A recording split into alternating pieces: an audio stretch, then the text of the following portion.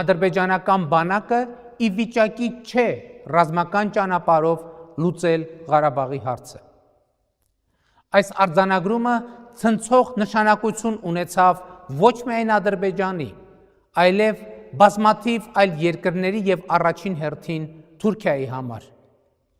Հուլիսյան մարտերից անմիջապես հետո սկսվեցին թուրք-ադրբեջանական աննախադեպ ծավալի զորավարժություններ։ Մեծաթիվ թուրքական զորախումբ եւ ռազմական տեխնիկա տեղափոխվեց Ադրբեջան։ Զորավարժությունների ընթացքում նրանք կրկին համոզվեցին, որ Ադրբեջանի բանակը ի վիճակի չէ մոտ ապագայում կոնկրետ խնդիրներ լուծել, եւ Թուրքիան որոշեց, որ այլևս ինքը պետք է զբաղվի Ղարաբաղի հարցի լուծմամբ։ Տեղի ունեցավ աննախադեպ մի բան. Թուրքիան բացահայտ եւ հրապարակայնորեն սկսեց սպառնալ Հայաստանին։ Զուգահեռ մեծ թվով ահաբեկիչների եւ վարձկանների Սիրիայից տեղափոխելով Ղարաբաղյան հակամարտության գոտի,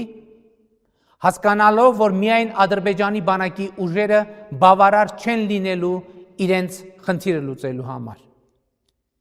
Այս իրավիճակում մենք փորձեցինք գործի դնել ռազմավարական զսպման մեխանիզմներ, այն պարզ հաշվարկով,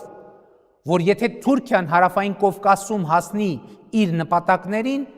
դա անխուսափելիորեն հանգեցնելու է իրադարձությունների շղթայական ռեակցիայի։ Այդ խմբավորումը իր առաջ դրել է ոչ միայն Ղարաբաղի հարցի լուծումն է, այլ ավանդական թուրքական ցեղասպան քաղաքականությունը մեր ժողովրդի նկատմամբ շարունակել։